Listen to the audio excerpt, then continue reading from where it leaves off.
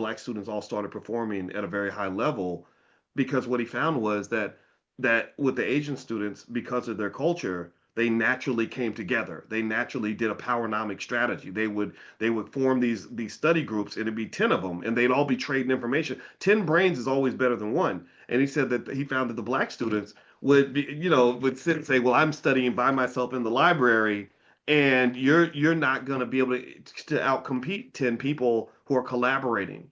Collaborative energy, community, right? Community is the key, right? And so with AI, with investing, with everything, I'm a big fan of community connection and collaboration, because there is safety in numbers, and this is a proven thing.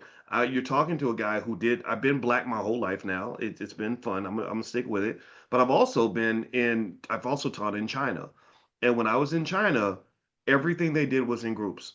But when I go on social media and I see some of my black folks, not everybody, but how many of y'all have ever seen these posts where they go viral, where people are like, "Let me tell you about all the people I'm gonna cut off this year."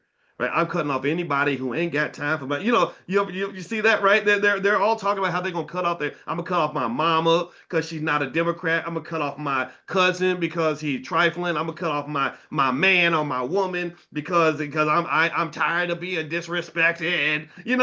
Right? You just get all that, right? And then next thing you know, to me, my visualization is just like cutting off. It's like your right arm getting mad at your left arm, so you chop off your left arm, and then you hate one day you hate your right knee, so you cut off your right leg, right? And next thing you know, you walk around here as a nub trying to win a 100-yard dash, but you a nub, you ain't got no legs, and you up here trying to run.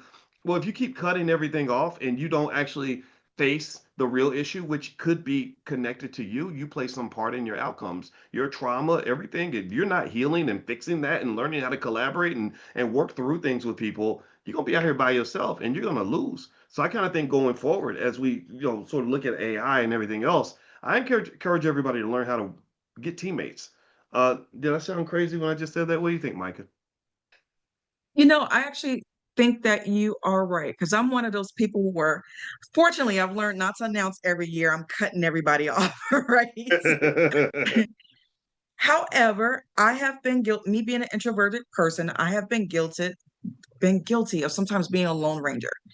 But you know what? The other day, I was listening to this young lady talk about things that privileged people do. And she said that one of the things that they do is they keep their circles.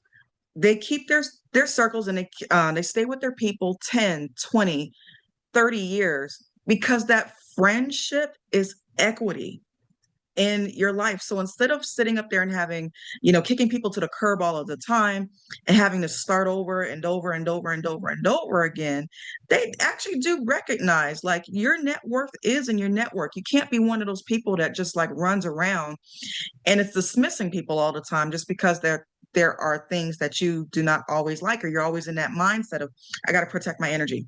I got to protect my energy. I got to protect my peace, my peace.